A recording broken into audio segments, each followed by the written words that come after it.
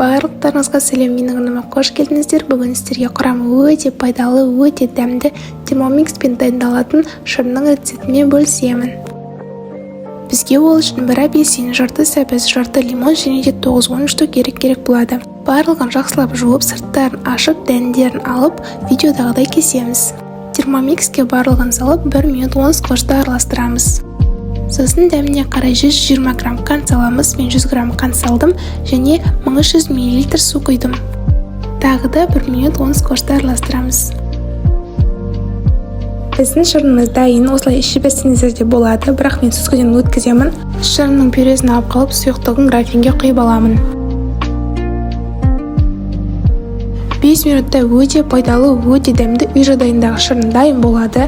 Дүкендегі шырындарға қарағанда өте пайдалы. Міндетті түрде жасап көріңіздер және арнама тіркеліп маған қолдау білдіріңіздер.